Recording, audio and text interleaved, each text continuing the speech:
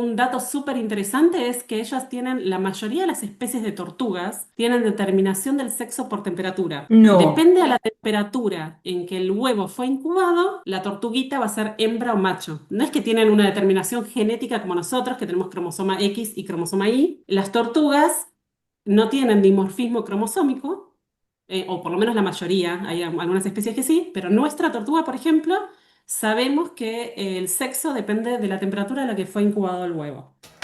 Pernología no es fantasía, es la ciencia del día a día. Cómo vive tu perro en tu rutina, entre la alfombra, el sillón y la cocina. Instinto natural con adaptación. Yo busco el balance sin restricción. No todo es serio, no todo es control. Piensa sin padres es la opción. Bienvenidos a este podcast de Perros y Punto, en el que no vamos a hablar de perros, curiosamente, en el día de hoy, porque vamos a tocar un tema sumamente interesante y esta vez vamos a hablar de tortugas y punto, pero también vamos a tocar en general temas de conservación de animales. Todos los que nos escucháis desde hace muchos años sois grandes amantes de vuestros perros. Por lo tanto, y a continuación de los demás perros, y por lo tanto muchos de vosotros sois amantes de los animales en general a consecuencia. Sin embargo, muchas veces no nos planteamos algunas cosas relacionadas con los animales en el mundo natural, ¿no? En el mundo salvaje, porque idealizamos la vida de los animales, idealizamos la naturaleza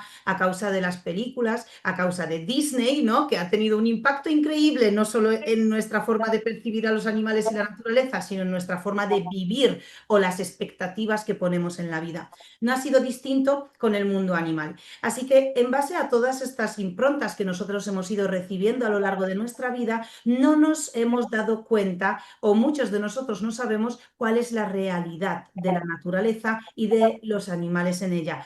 Y por lo tanto, ¿qué consecuencias sufren los animales por culpa de que nosotros los humanos vivamos en nuestros núcleos urbanos a nuestras anchas, ¿no? O sea, básicamente hacemos lo que nos da la gana y arrasamos. Pues las consecuencias son las que vamos a escuchar hoy. Hoy tenemos a Erika Kubich, que no sé bien, Erika, cómo se pronuncia tu apellido, Kubich. Es doctora en biología y hoy se dedica a la conservación de especies, en concreto de la tortuga de tierra argentina, y nos va a contar cuáles son los secretos del mundo de la conservación que muchas veces las personas no conocen y aunque conozcan no entienden. Bienvenida, Erika, a nuestro podcast. Buenísimo, muchísimas gracias, muchas gracias por invitarme. Un placer, la verdad. Estoy muy entusiasmada. Bueno, yo soy investigadora.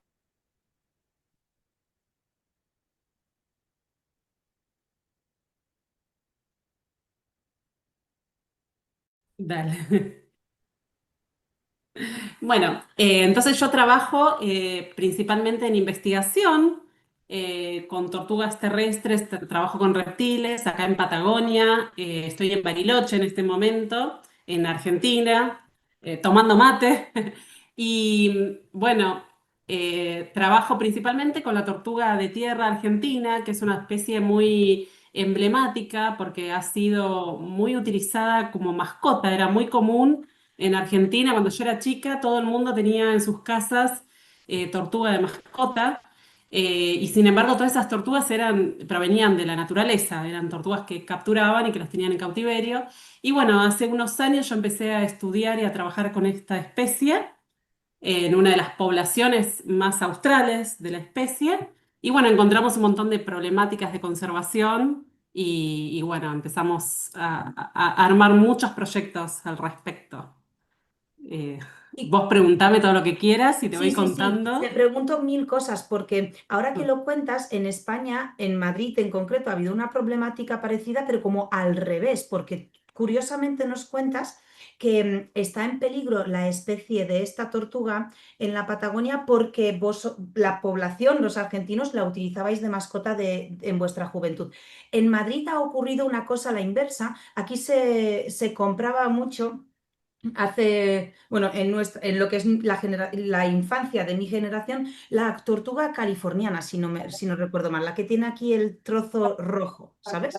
Y se criaba en casa como mascota, es de agua. Y cuando crecía, porque eso crece mucho según el estanque que le metes, la gente ya no la quería después de años y la dejaban en unas charcas aquí de Madrid. Claro, esta tortuga al revés se volvió una especie invasora y empezó a cargarse básicamente todo el entorno y las especies autóctonas de la zona, ¿no? Entonces ha sido como el caso inverso. Me llama la atención eso.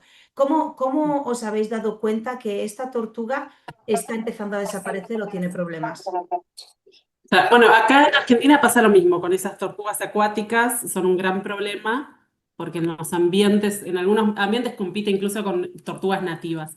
Pero en este caso, como es una tortuga de tierra, las problemáticas son distintas. El problema principal de esta especie es la pérdida de hábitat, principalmente por el crecimiento de la agricultura, donde pasan las máquinas y los hábitats desaparecen. Ese es el principal problema de la tortuga. Obviamente que hay un montón de problemáticas. Nosotros, por ejemplo, estamos encontrando que el jabalí es un problema enorme.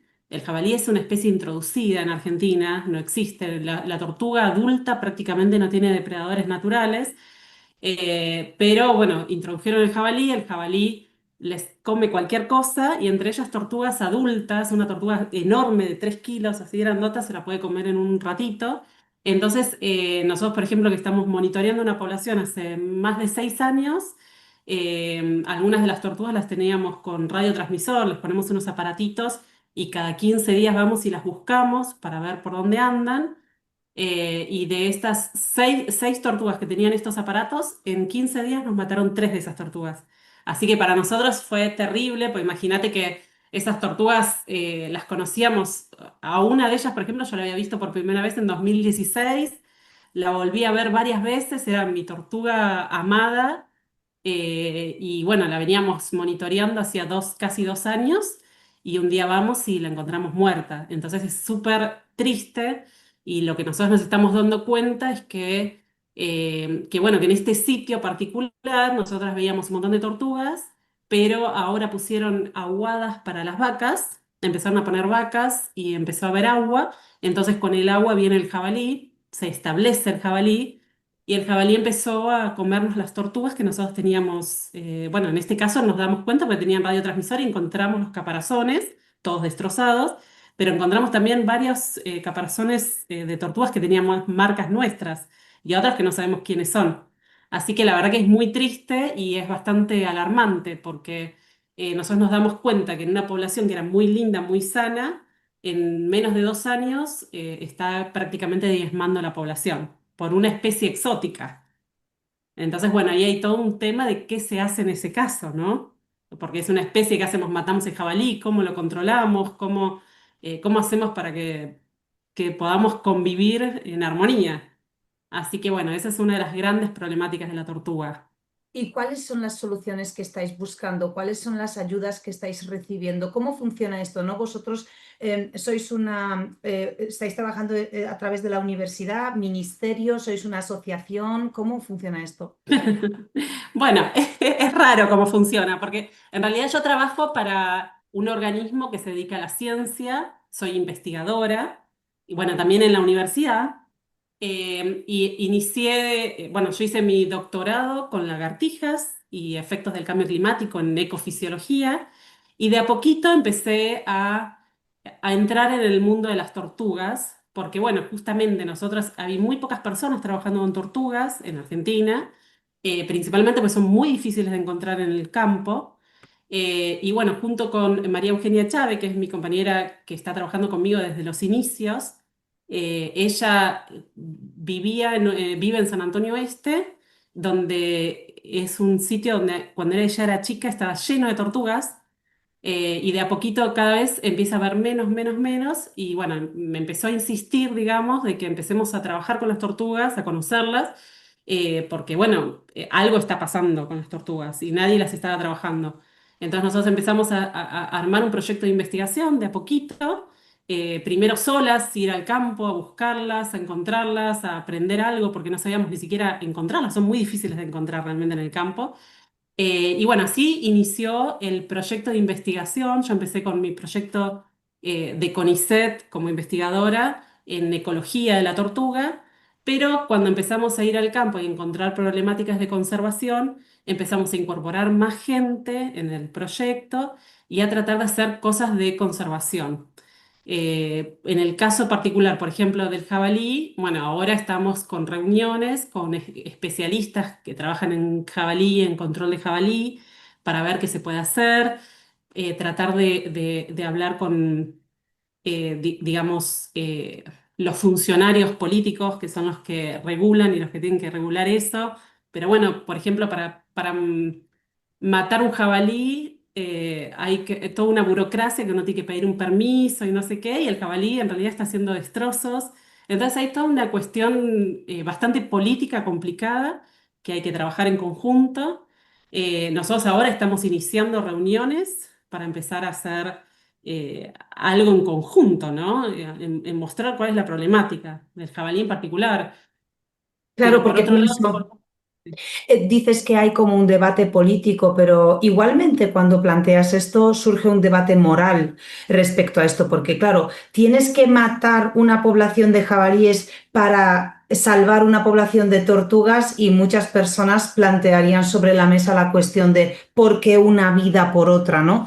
Entiendo que gracias a personas, porque claro, dices, es los políticos, a ver, esto va a sonar fatal, ¿vale? Porque ya no quiero parecer la típica estúpida que se mete con la política, no va por ahí, ¿vale? Pero es verdad que has dicho que esto, las decisiones o debería estar en manos de los políticos, pero realmente los políticos sabemos que no solo no tienen conocimientos específicos en microespecializaciones, sino que encima, pues un buen político, evidentemente lo que hace es decir, Erika, tú eres experta en este tema, dime cuál es tu problemática, el otro es experto en jabalíes, dime cuál es la problemática y vamos a encontrar en base a lo que me decís una solución, ¿no? En este aspecto. Entiendo que esto es muy idílico.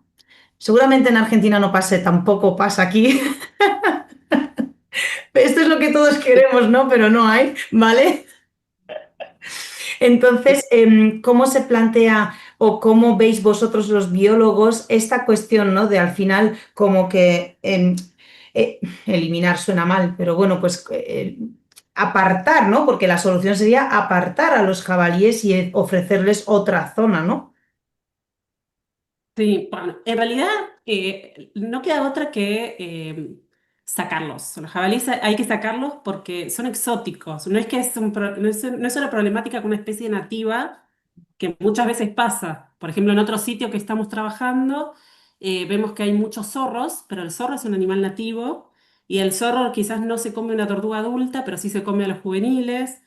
Pero el zorro se ve beneficiado por la presencia del hombre, entonces hay más zorros, entonces aparentemente los zorros estarían comiendo más a los juveniles de las tortugas, y ahí es una situación más compleja, porque matar un zorro ya es una especie nativa y ya estás interviniendo en el ecosistema natural, que en realidad está modificado ya por el hombre. El caso del jabalí, desde mi punto de vista, hay que erradicarlo de una forma ética, hay que ver cómo, hay que trabajar en conjunto.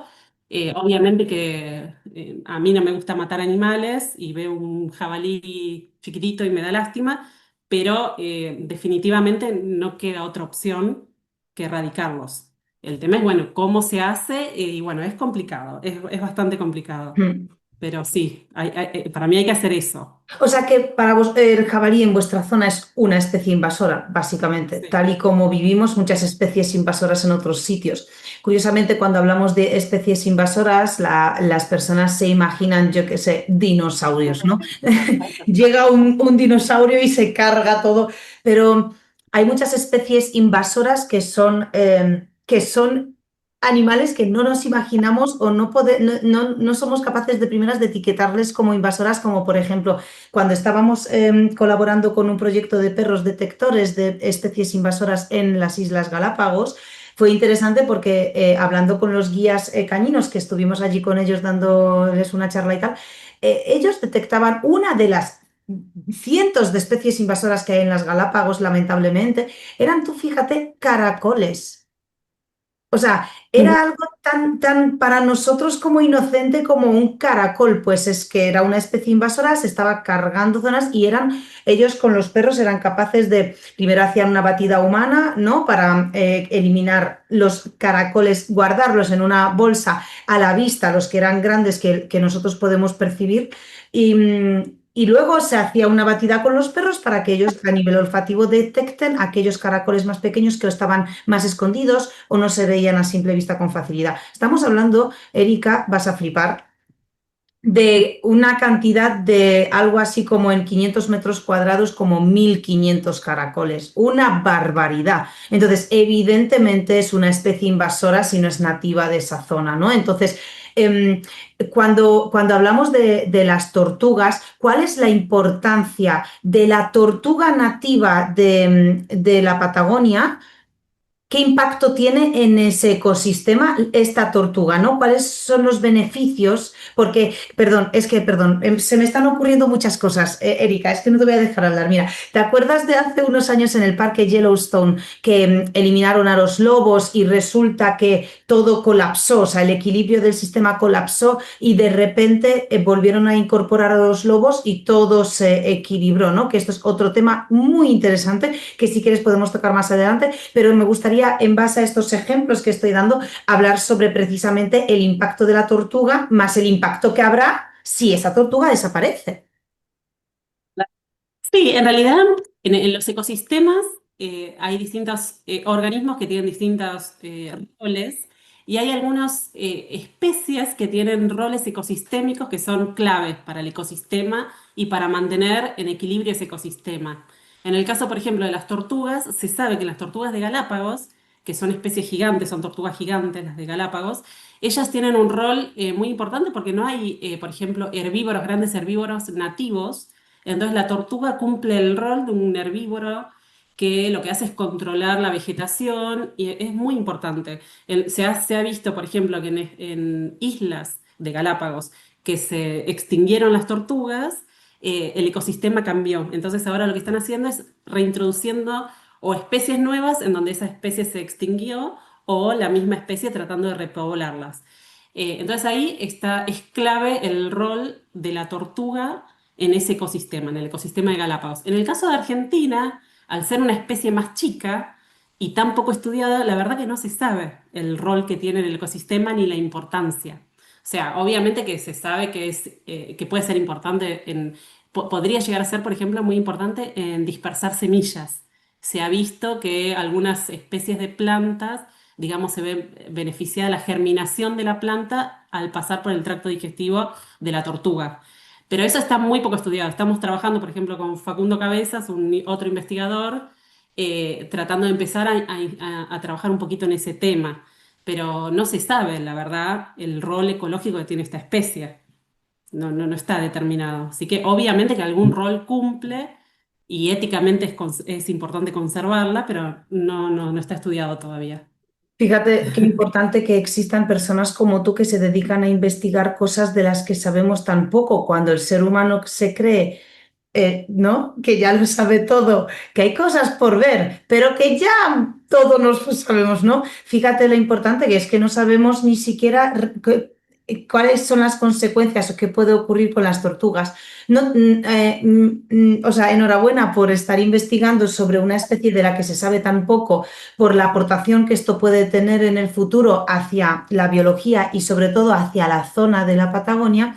Y aunque no se sepa mucho de las tortugas, hay otra especie de la que tú sabes mucho, pero mucho, mucho, mucho, son los lagartos, ¿sí? Que tu tesis doctoral iba sobre estos animales, ¿no?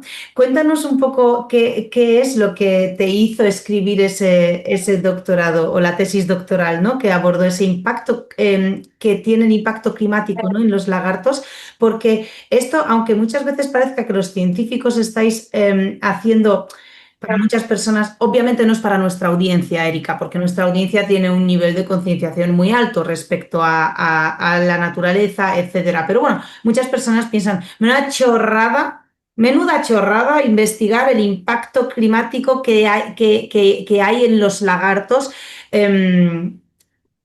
¿Cómo es de importante eso, en realidad?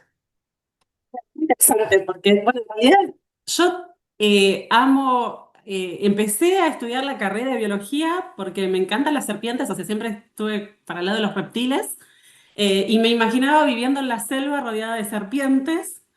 Pero bueno, la vida me llevó a que terminé en Patagonia trabajando con lagartijas, en un ambiente que yo pensaba que prácticamente no habían reptiles, y sin embargo me sorprendí porque los lagartos son increíbles y acá en Patagonia hay una biodiversidad de lagartos súper interesante. Y empecé a trabajar en termofisiología de las lagartijas y la verdad que me fascinó, me encantó. Obviamente que sigo amando a las serpientes. Pero bueno, en mi tesis en particular, lo que estudiamos y todo mi grupo de investigación, trabajamos en ecofisiología de reptiles y lo que vemos es cómo afecta la temperatura a los distintos aspectos fisiológicos de las lagartos. Por ejemplo, cuánto pueden correr. Hay temperaturas a las que corren mejor y después de cierta temperatura ya la performance disminuye, o cuando la temperatura es muy baja, también es muy baja la performance, el movimiento, y después hay una temperatura óptima que ellas necesitan para poder correr, para poder comer o realizar distintas actividades. Y si la temperatura aumenta, por ejemplo, debido al cambio climático, ellas tienen que hacer más esfuerzo para termorregular, para tener una buena temperatura. Ellos durante el día tienen que ponerse al sol, en las piedras, a tomar sol, por ejemplo, o se tienen que refugiar si hace demasiado calor. Entonces nosotros lo que estamos viendo, por ejemplo, que cuando la temperatura aumenta demasiado, ellas están más tiempo refugiadas, digamos, escondiéndose del calor, y eso les da menos tiempo para poder desarrollar sus actividades, como alimentarse, reproducirse, y a largo plazo eso puede interferir, digamos, en la viabilidad de la población. O sea, se empiezan a reproducir menos, entonces cada vez hay menos animales y eso puede causar extinción. Entonces nosotros, como grupo de investigación, lo que estamos evaluando es eso, los distintos, cómo actúan con la temperatura, las lagartijas. Ahora empezamos también a trabajar con las tortugas y con el efecto del cambio climático. Miguel empezó su doctorado hace muy poquito, y estamos empezando a evaluar eso. Y bueno, resulta súper interesante, ¿no? Porque uno no se imagina y no sabe cómo puede afectar a un reptil que depende de la temperatura un cambio climático, ¿no? Así que bueno, así hice mi doctorado con lagartijas y ahora pasé con tortugas, pero sigo trabajando en cambio climático y con las tortugas. O sea que todo tiene su lineamiento. Wow, claro. ¿Qué datos curiosos nos puedes contar sobre las tortugas o los lagartos que sepáis sobre cómo funcionan o cómo se organizan en grupos sociales o si viven en grupos sociales? ¿No? ¿Qué tipo de curiosidades has descubierto tú que puedan ser sorprendentes para nosotros que no tenemos ni idea? Que lo único que sabemos de las tortugas es que cuando les tocas la cola la pierden y luego les crece otra vez, ¿no? De las lagartijas, las De la tortugas no. lagartija, perdona. Sí, sí, sí. Eh, bueno, sí, de hecho, bueno, hay algunas lagartijas que pierden la cola y otras que no. Pero, por ejemplo, nosotros trabajamos con un grupo de lagartijas muy particular que vive acá en Patagonia y en los Andes de Argentina y Chile, que se llama Fimaturus, el grupo de lagartos, y son unas lagartijas súper chatas y finitas que viven en grietas de roca, son muy especialistas, y por ejemplo, ellas maduran sexualmente a los 7 años, tienen una o dos crías una vez por año o cada 2 años. Entonces uno se imagina, ay, lagartijas si se muere una lagartija no pasa nada. Y este grupo particular de lagartos son muy especialistas, tienen una reproducción, son vivíparas, no ponen huevos. O sea, la madre tiene un esfuerzo reproductivo súper grande y tiene una o dos crías cada año o cada 2 años. Entonces nosotros, por ejemplo, vimos, bueno, que eso se ve muy afectado obviamente por la temperatura, por los efectos, por ejemplo, cuando fue el volcán Puyehue en 2010, o 2000, no, 2011, acá en Bariloche, que afectó toda una gran zona de población de esta especie de lagartija particular, y nosotros vimos que ese año, por ejemplo, ninguna de las hembras se reprodujo. Entonces saltearon una temporada de reproducción. Eso afecta a largo plazo a la población.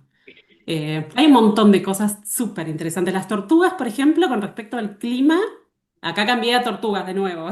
Sí, sí. Eh, un dato súper interesante es que ellas tienen, la mayoría de las especies de tortugas tienen determinación del sexo por temperatura. No, Depende de la temperatura en que el huevo fue incubado, la tortuguita va a ser hembra o macho. No es que tienen una determinación genética como nosotros, que tenemos cromosoma X y cromosoma Y.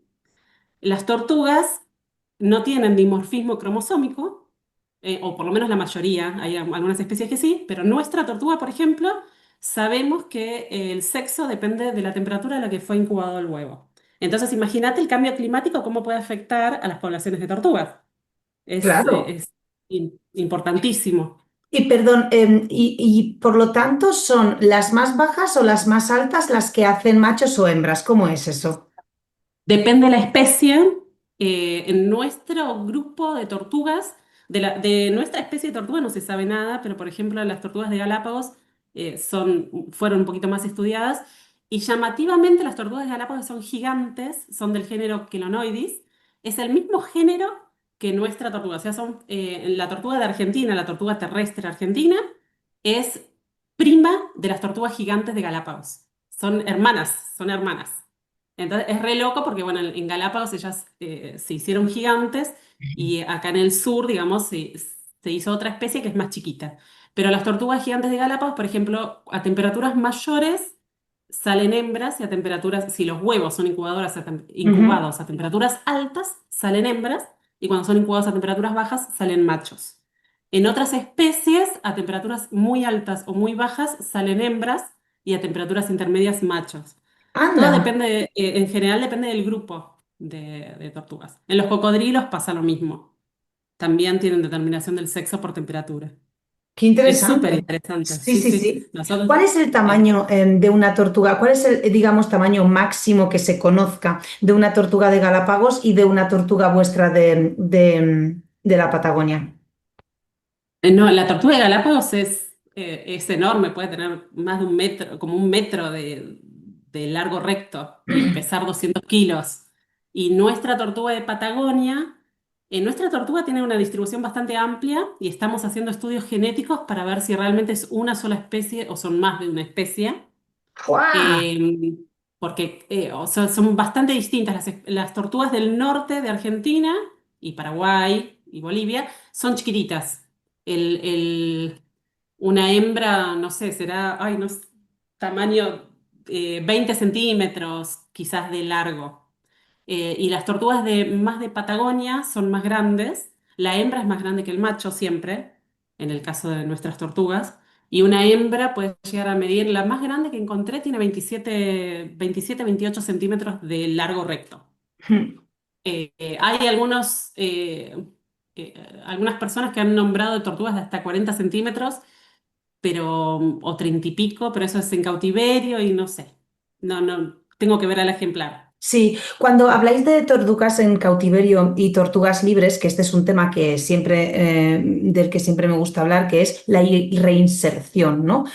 Cuando una tortuga o cualquier animal está en cautiverio porque se ha caído, alguien se lo ha encontrado, por lo que sea, y llega un punto en el que pues tenéis a las tortugas como listas para volver a su hábitat natural. Sin embargo, muchas personas tampoco saben que vosotros, los científicos, los investigadores y los que os dedicáis a la conservación, en realidad no tenéis, o sea, tenéis muchas esperanzas en que todos esos ejemplares en la naturaleza sobrevivan, pero la realidad de los datos es más triste, digamos, ¿no? O sea, hay un gran porcentaje de ejemplares que soltáis en la naturaleza y no sobreviven y vosotros lo sabéis, además, ¿no? ¿Cómo se hace eso, ¿no? ¿Cómo cogéis a una tortuga? ¿Cómo se la cuida? ¿Cómo es ese proceso de reinserción?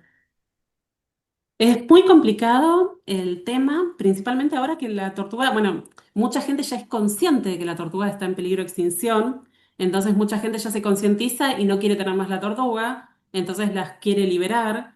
Están liberando tortugas en varios lugares sin previo análisis, sin saber el origen de la tortuga. Genéticamente sabemos que las tortugas son distintas, las del norte de Argentina que las del sur. Entonces, liberan tortugas sin saber el origen, y entonces pueden hacer cruzas genéticas que no sabemos qué consecuencias puede tener.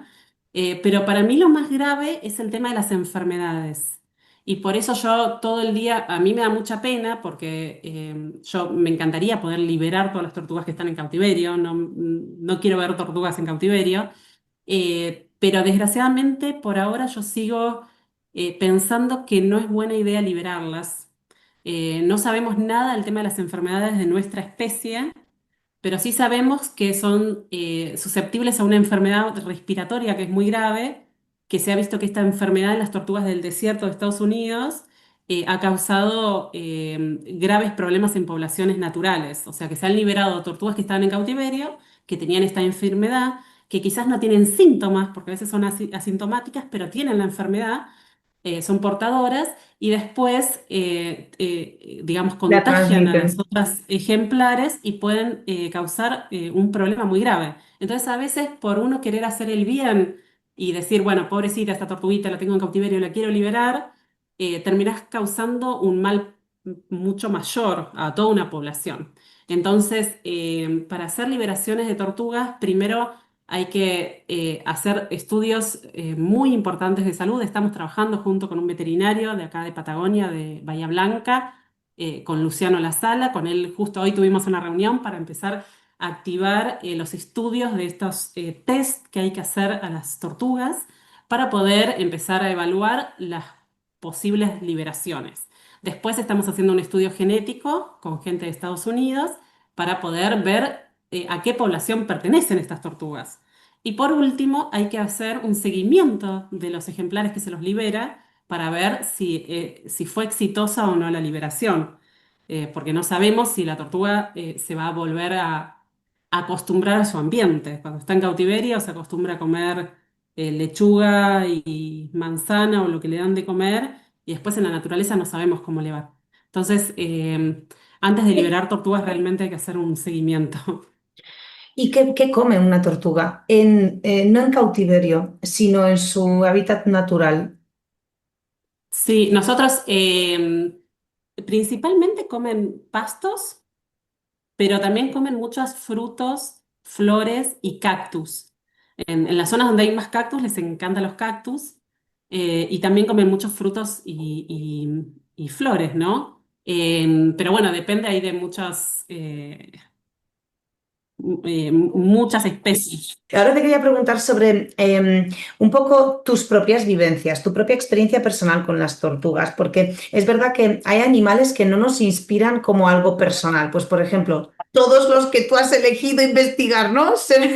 Serpientes, lagartos, lagartijas, tortugas, nos da la sensación que es algo impersonal, ¿no? Allí estás en un acuario, en una jaula, en lo que sea, pero no tenemos esa percepción como con un perro, ¿no? Que interactúa con nosotros directamente, pero no sé hasta qué punto, porque yo soy experta en perros, no en reptiles ni en tortugas, pero cuéntanos respecto a las tortugas.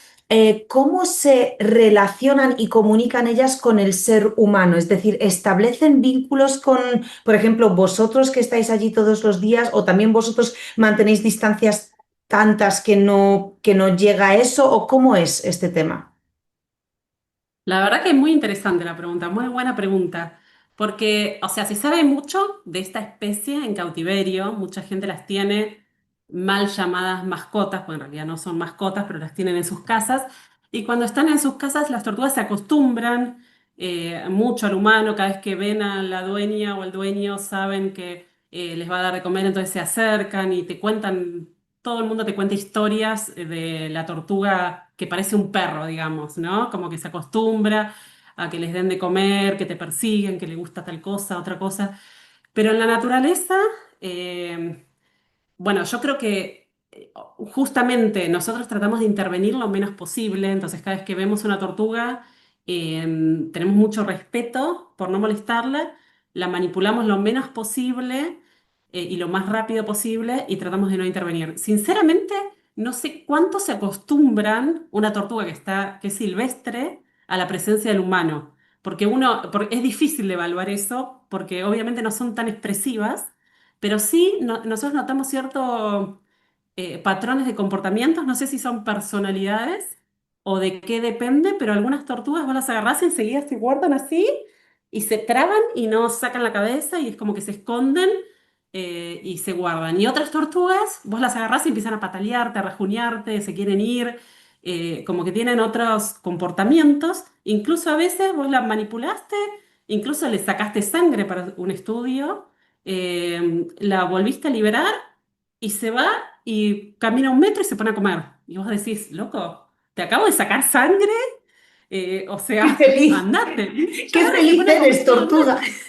Esa, por esa es, por ejemplo, la que nos mató el jabalí, que era mi favorita, yo la amaba. Y esa era como decís, te acabo de sacar sangre y vos ya estás ahí comiendo como si nada. Con los machos, por ejemplo, muchas veces los liberás y hay otra hembra cerca, va y se pone a copular al lado tuyo y no tiene problema. Y es un animal silvestre que no está acostumbrado a ver el humano, porque vamos a lugares donde no hay gente normalmente, no es que estás en una reserva donde hay movimiento de gente siempre, que están acostumbrados. Así que es llamativo, como que debe haber algo o de personalidad o que tiene que ver con la temperatura, con el animal, no sabemos, pero y son muy, quizás uno piensa que no son expresivas, pero para nosotros sí, o sea, cada una es como que las reconocemos por lo que están haciendo, a veces las ves de lejos y ya sabes quién es increíble, o sea, uno las empieza a conocer. Estoy hablando de animales silvestres en su ambiente natural, no estoy hablando de animales de cautiverio, que es otro mundo, ¿no? En cautiverio Claro. se hacen como perritos, digamos. Sí, sí, no, Así que completamente, sí, sí, desde luego, por eso te preguntaba, porque como bien dices, no es lo mismo. Hay ejemplos, de hecho, en todas partes en el mundo, ¿no? O sea, que tenemos habitualmente, muchos de nosotros ha visto alguna vez en la vida un corzo o un ciervo a distancia y salen pitando, ¿no? Sin embargo, luego hay algunas especies de, bueno, no sé exactamente si son las mismas, pero son de la misma familia, por ejemplo, en Japón, que en cuanto empiezan a aprender a convivir en núcleos urbanos, ellos están en la calle, tú te acercas, les acaricias, les das de comer, se refugian debajo de los típicos las galerías de los comercios, cuando llueve, se tumban allí, se refugian. Luego, bueno, en mi pueblo aquí hay un hombre que está a las afueras, que yo no sé ni quién es porque es una finca que está a las afueras, que tiene una finca, a ver, grande para una casa, enana para un grupo de, no sé si tiene 30 ciervos. Que yo digo, pero ¿qué hacen ahí? Y ahí están en esa finca los ciervos todo el año y ahí tumbados debajo del árbol, que no sé si eso está bien o mal, ¿no? Pero bueno, pero hay gente que tal. Entonces yo comprendo que esos ciervos establecen relaciones con los humanos, pues para empezar, evidentemente, a través de la comida, que es al final como el medio de supervivencia más importante, y a través de la comida, pues aprenden a comunicarse también por asociaciones, qué ocurre si hago esto o qué ocurre si hago esto, ¿no? O esto, cuando aparece este hombre con el coche y la comida, ¿qué lo anticipa, ¿no? El sonido de la puerta de la finca. Vale, pues ya suena, ¿no? El típico condicionamiento clásico, ¿no? De Pavlov. Entonces, esto ocurre con los animales de cautiverio, pero es cierto que en los animales salvajes no. Entonces, claro, si tú quisieras estudiar un grupo de ciervos en la Patagonia, probablemente no te acercarías a ellos nunca. Sin embargo, las tortugas, fíjate, podéis tocarlas, ¿no? Manipularlas. creo que depende de la especie, depende el ejemplar, hay varias cosas, ¿no? Por suerte, bueno, con las tortugas depende, ¿no? A veces ellas, un comportamiento que tienen de estrés es orinarse. Cuando uno manipula una tortuga, su método de defensa es orinar. Y eso es un problema, por ejemplo, para nuestra especie. Ellas viven en lugares bastante áridos, donde reservan el agua en sus vejigas. Las tortugas tienen una vejiga donde reservan el agua. Y el hecho de orinar no es, para nosotros es terrible que nos orine una tortuga. Cuando nosotros la manipulamos, tratamos de manipularla lo más suave posible para que no orinen, porque cuando orinan pierden esa reserva de agua que no sabemos qué daño les puede causar. Se pueden deshidratar si no tienen acceso al agua pronto. Quizás no sé, 2 meses de sequía y la tortuga tiene que guardar su orina. Entonces, para nosotros es muy, depende del momento, nosotros tenemos que tener mucho cuidado de que no orinen y si llegan a orinar, buscar métodos para rehidratarlas, ¿no? Por eso nosotros siempre, la gente a veces se cruza en la ruta una tortuga y se pone a jugar con ella, se saca fotos y quizás la tortuga orina o se estresa mucho y eso le causa Ya. un daño. sea, no le hiciste nada, pero le estás causando un daño. Por eso es importante también al manipular una tortuga ser cuidadoso, ¿no? Y después me hiciste acordar al ejemplo de Galápagos. En Galápagos uno cuando va, uno tiene contacto con la naturaleza y tiene prohibido tocar los animales o acercarse a más de 2 metros, pero vos vas al malecón y tenés los lobos marinos tomando sol o en los asientos o en el medio de la calle. Vos a veces tenés que cruzar, alejarte, vas andando en bicicleta y te tenés que alejar porque hay una tortuga en medio de la calle o una iguana marina tomando sol, entonces vos tenés que correrte. Y eso es lo lindo, ¿no? Que la gente puede estar en contacto, los animales no están acostumbrados a que la gente les haga daño, pues no tienen depredadores, entonces el humano no lo consideran como un depredador. Entonces lo lindo de Galápagos justamente es que uno puede tener contacto con la fauna y ser respetuoso también. A mí me encantaría que eso lo podamos hacer acá en Argentina, que uno pueda ir, tenemos una ciudad turística que es Las Grutas, donde a veces hay tortugas y que la gente pueda cruzarse una tortuga, pero que no hayan perros sueltos matándolas, que no hayan jabalíes, y que la gente las pueda disfrutar en la naturaleza, y no tener que Sí. encerrarlas para disfrutar una tortuga. Sería hermoso. Además, Si en querés, las anda. Es que eso me encanta cuando lo dijiste, porque los leones marinos que hay en las Galápagos, además es que se tumban en los establecimientos. O sea, vas caminando por la calle que nos encontrábamos los leones, pues hay un único, o sea, todos son y un único árbol con sombra que da justo a la terraza de un bar con unas escaleras y se te plantan en las escaleras y no puedes pasar, ¿no? Y luego me llamó mucho la atención ver cómo ellos están, lo que dices tú, hay pocos depredadores naturales para ellos, por lo tanto viven muy despreocupados. Es increíble verlos porque nunca he visto en la naturaleza salvaje, tampoco observo mucho yo la naturaleza salvaje, pero no he visto nunca que jueguen solos. Es decir, el león marino cogía una piedra del fondo del mar, se subía a una piedra, se ponía así, la tiraba de nuevo al fondo del mar y saltaba por ella como si fuese una pelota. O sea, eran Sí, cosas como wow, ¿no? Y efectivamente la sí. interacción con ellos es increíble. Ellos no tienen ningún temor para el ser humano, es como muy previsible para ellos. Y eso también me gusta, ojalá, eso es fantástico, me encanta también verlo. Y respecto a vuestro proyecto, vuestro futuro, ¿tú trabajas en laboratorio o solo trabajas en campo? Trabajo en laboratorio, en Bariloche, hago más que nada trabajo de computadora, de gabinete, principalmente, que es lo más feo, pero es muy importante porque hay que publicar y hay que difundir los resultados, ¿no? Pero me gusta mucho el trabajo de campo y realmente hago mucho esfuerzo de campo y es lo que me permite conocer más, ¿no? Pero sí, hacemos muchísimo trabajo de campo, viajo mucho. He viajado también a Galápagos a trabajar con las tortugas de Galápagos. Hemos Sí. viajado a Estados Unidos a trabajar con las tortugas del desierto, porque esas experiencias, gente que tiene mucha más experiencia y tecnología, nosotros aprendimos un montón yendo a Galápagos y a Estados Unidos y ahora estamos pudiendo aplicar cosas acá en Argentina. La verdad que es una maravilla. Pero estamos mucho, mucho en el campo. Mucho. ¿Cómo son las Sí. condiciones en el campo cuando trabajáis con los animales? Que todo el mundo se imagina una vida llena de paz, una vida llena de, ¿no? Como, ay, qué envidia, que estás todo el día allí en la montaña con las tortugas, pero claro, ¿cómo es el clima, las situaciones extremas, cuando os llueve, cuando diluvia, cuando tienes de repente problemas de estómago y no tienes dónde ir ¿no? O cómo es como el día a día de estar tan en el medio de la absoluta nada, ¿no? Sí. No, bueno, en general, en la época donde, ahora en este momento, por ejemplo, acá es invierno y está haciendo mucho frío, por lo tanto las tortugas se están brumando, están guardadas. En este momento, por ejemplo, Perdón, tenemos, brumando significa lo que aquí sería, llamamos hibernar, ¿no? sí, sería para los reptiles. Les baja el metabolismo Sí. y están inactivos, digamos, todo el metabolismo baja y están durmiendo todo el invierno. Las tortugas o los reptiles acá en Patagonia, ¿no? Porque hace frío. De hecho, ayer, bueno, por ejemplo, bueno, la semana pasada hizo temperaturas donde viven las tortugas de -10 grados, temperaturas muy bajas. Entonces, bueno, por ejemplo, ahora María Eugenia las va cada 15 días a ver a sus tortugas, ella está monitoreando. Ahora tiene 4 tortugas que tienen radiotransmisor y las va a ver cada 15 días y bueno, me contaba que bueno, están brumando, hay una que está media expuesta, vamos a ver cómo pasa el invierno, porque fue un invierno muy frío. A veces incluso cuando sale el sol en invierno se pueden mover. Y bueno, y obviamente en general, cuando nuestros días de campo, volviendo a tu pregunta, Sí, perdón. en general son en verano, cuando hace mucho calor.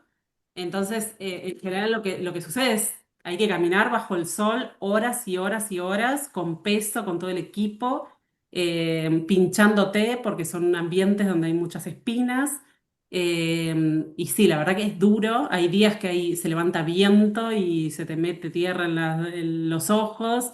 Y bueno, obviamente no tenés baño. O por ejemplo, cuando íbamos a Estados Unidos, dormíamos en una camioneta en medio del desierto y durante una semana no nos podíamos bañar.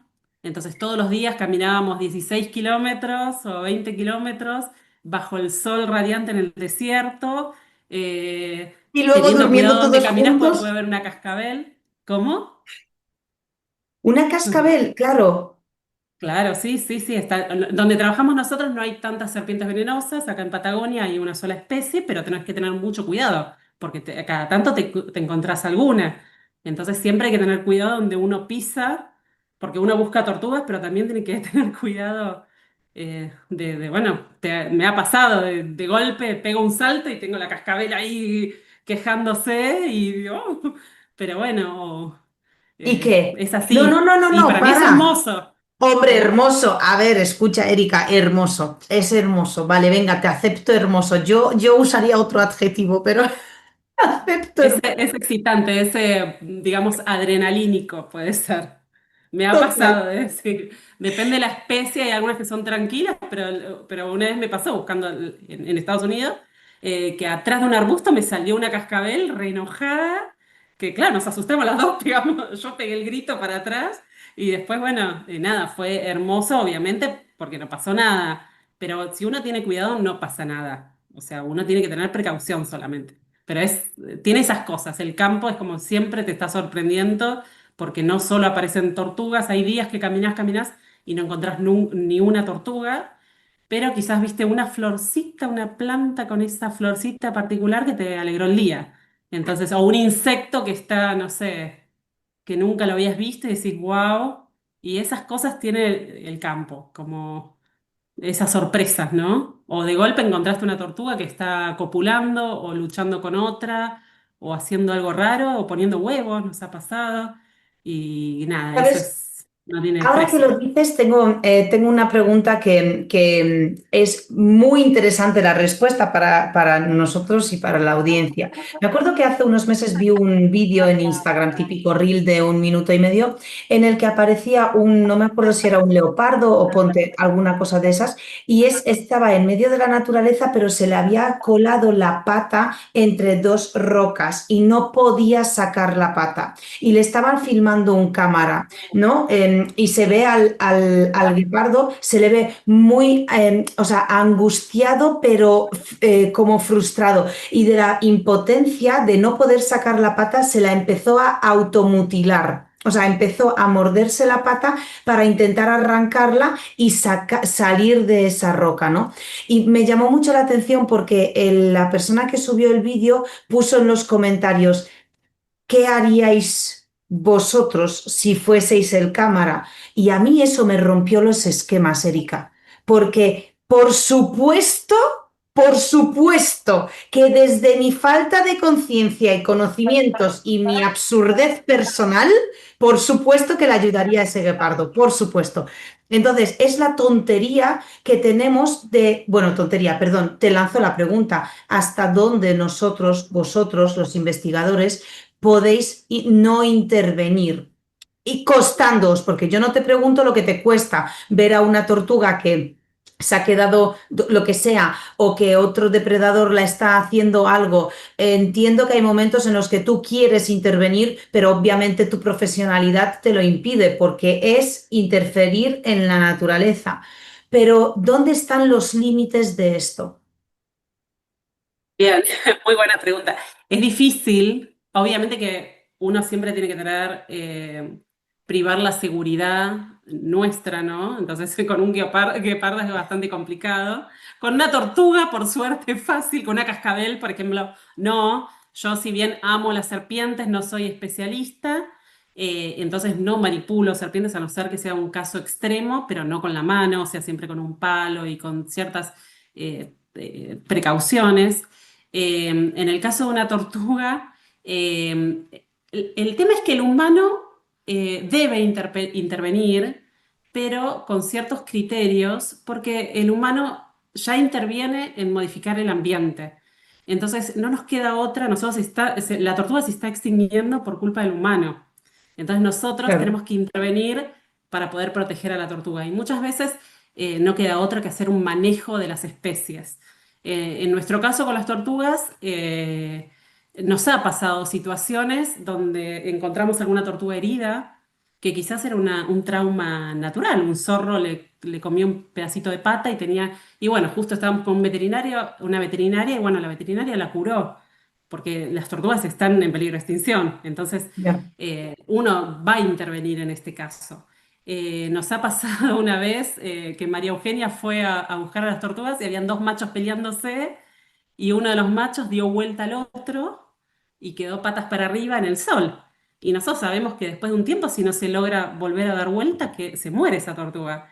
Y ahí Maru terminó interviniendo. Y yo digo, y no sé, no está bien, pero no, pero bueno, en ese caso es uno de los momentos donde uno tomó esa decisión de intervenir, que quizás no era correcto, pero bueno, con las tortugas es más difícil. Obviamente que nosotras vamos a intervenir porque es una especie que está en peligro de extinción y bueno, en general las amenazas son externas, son debidas al hombre, no son causas naturales.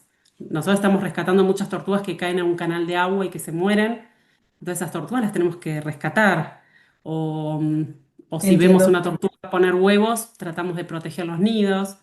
Y bueno, quizás el huevo lo iba a comer una especie nativa, pero la especie nativa tiene otros alimentos también, entonces vamos a dejar que los huevos de la tortuga prosperen.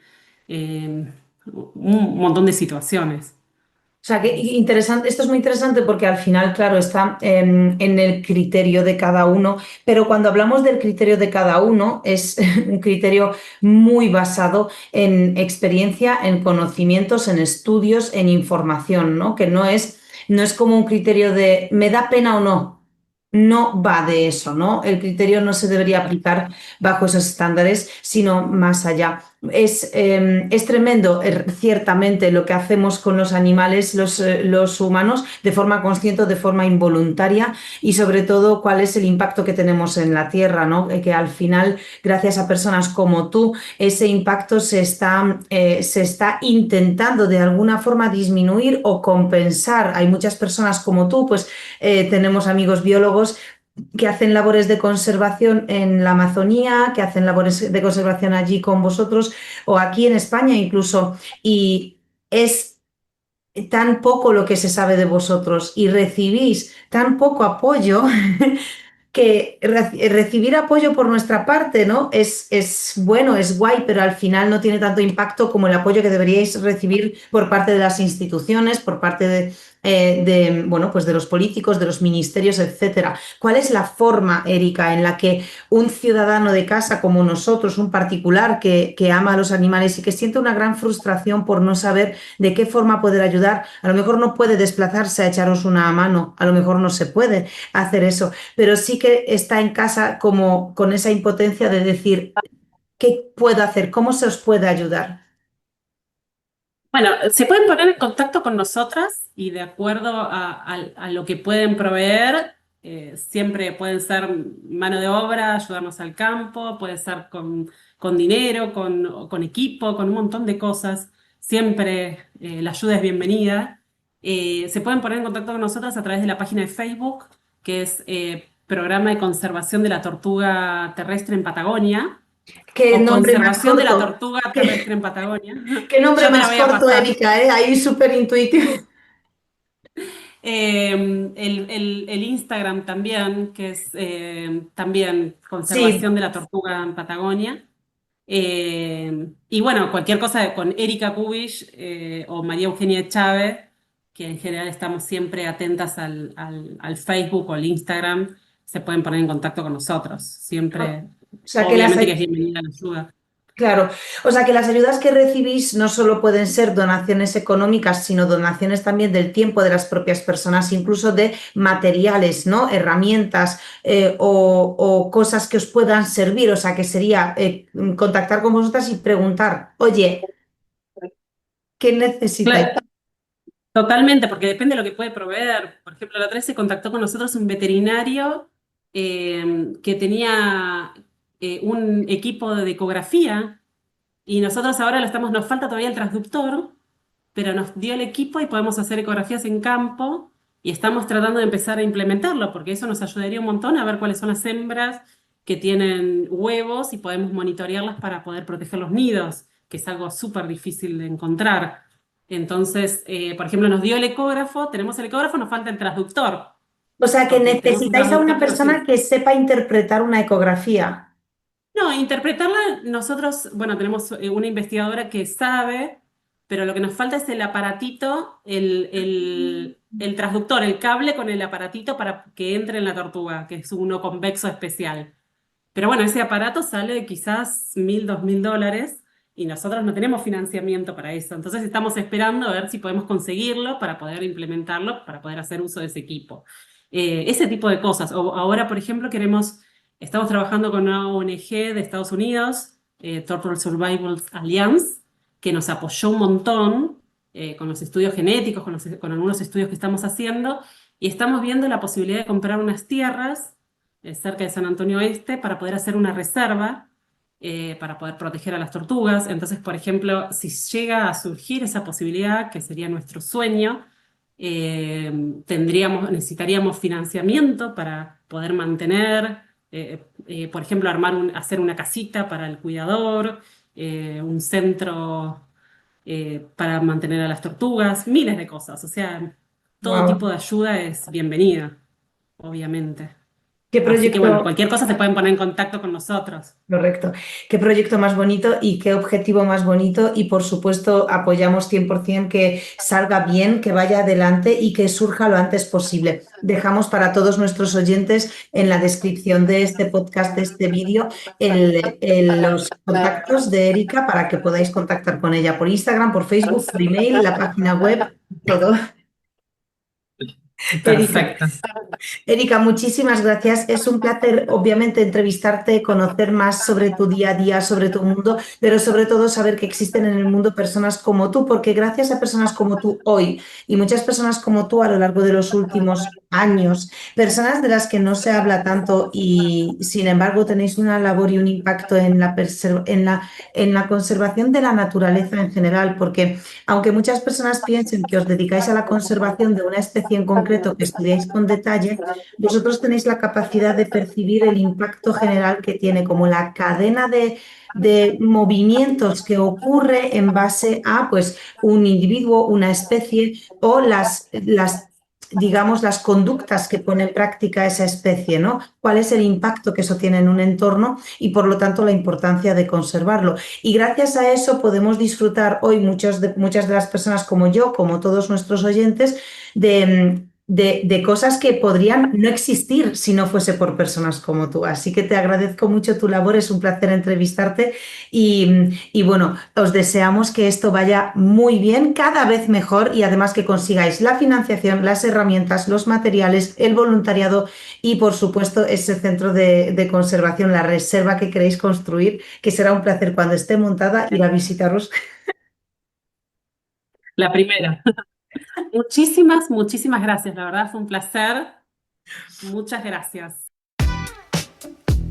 Ya, absténganse mente sensible.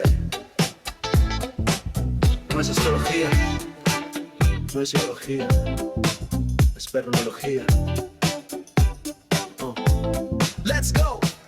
Perronología no es fantasía, es la ciencia del día a día. Cómo vive tu perro en tu rutina, entre la alfombra, el sillón y la cocina. Instinto natural con adaptación, yo busco el balance sin restricción. No todo es serio, no todo es control, pieza sin padres es la opción. No necesito florituras, yo tengo información. Entiendo a mi perro sin una instrucción. No estoy solo, esto es conexión. Cuando le hablo hay conversación. Perronólogo, soy yo, con bata de casa y corre al flow. Casero montañero, aquí no hay error. Mi ciencia es amor sin ningún pudor. Dedícale 15 minutos, bro, y verás cómo cambia todo el show. Porque el juego y la diversión es la base. Lo baila tu perro y entre su desfase. Estructuro los paseos en 4 fases. Sí, en 4 fases. Gregaria y libertad, luego juego y calma, y regreso con estilo. Eso no es paseo, es un plan creativo. En mi casa soy un experto observador de mi perro con dedicación. Uso sus instintos como navegación para que sobreviva esta loca situación. Cada mirada me dice algo, cada bostezo tiene su significado. Y si tú no lo ves, perronólogo debe ser. No se trata solo de educación, también hay relax sin supervisión. Porque un perro feliz no necesita corrección, necesita comprensión. Perronólogo, yeah, soy yo, con bata de casa y flow pro. Casero montañero, donde voy brillo yo. Mi perro y yo combo imparable. Dedícale 15 minutos, bro, tu perro lo vale. El vínculo creció porque hablarle es diálogo. Y perronología es mi mapa, mi dirección. Así que ya lo sabes, no es solo trabajo y educación, también hay risas, fiesta y conexión. Perronólogo certificado, baby. Hey.